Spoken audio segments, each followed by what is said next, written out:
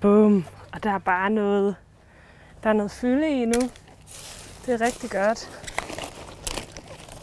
Jamen, jeg hedder Marie, og jeg driver sammen med Pernille og Lillehånd ansatte Høsteriet. Og Høsteriet er et regenerativt gartneri, og vi er samarbejdsgårde med andelsgårde.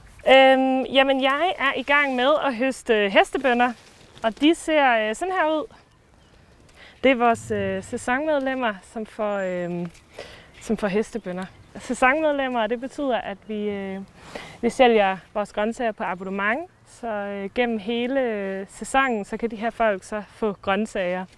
Og det gør de en gang i ugen, og vi bestemmer ret meget, hvad de får. Så de får egentlig bare det, der er her nu. Det fungerer sindssygt godt, og jeg har et indtryk af, at folk er ret glade for det. Så tror jeg faktisk, det var det hele, faktisk. Ja, selv tak. Vi ses i næste uge. I må have det godt. Jamen, jeg tror faktisk, jeg er lidt usikker på, om vi egentlig poser dem, for jeg tror simpelthen bare, jeg beder folk om at tage et bestemt antal. Vi prøver at få så lidt som muligt emballage ned, når vi afleverer det her. Så jeg kunne selvfølgelig gå i gang med at putte dem i poser nu, men det federe er faktisk bare at sige til folk, tag 15 hestebønner, og så har de selv en mulepose med, de kan genbruge. Jeg tror, at Høsteriet skiller sig ud netop ved, at vi ligger så bynært, som vi gør. Altså, vi er jo et kvarter fra Aarhus centrum, og det kan føles mærkeligt, når man sidder herude på en åben mark og kigger ud på Djursland, men Aarhus ligger lige derinde. Og det giver netop den her nærhed til jeg har lyst til at sige, bymennesker eller de urbane mennesker. Og jeg synes, der er noget så vigtigt i det, at vi trækker fødevareproduktionen tæt på folk igen, og vi giver folk muligheden for at se, hvor deres ting kommer fra. Og det er virkelig noget, jeg gerne vil holde fast i, at man skal gøre i byområder. Nu er vi simpelthen færdige med at høste.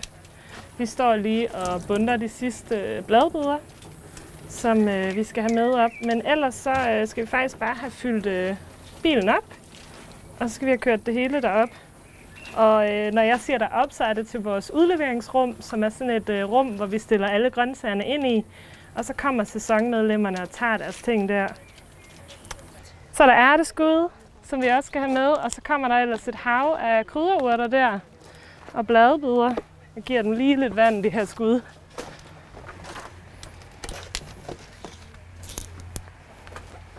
Nu er vi kørt 200 meter fra marken. Der har vi vores opsamlingskølerum, som simpelthen er et kølerum, der er bygget ind i en bygning her bagved.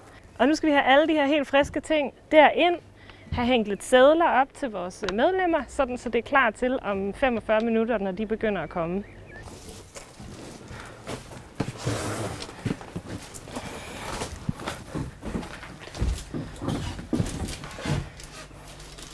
Vi spiser alle sammen mad, og vi skal alle sammen forholde os til, hvor den kommer fra.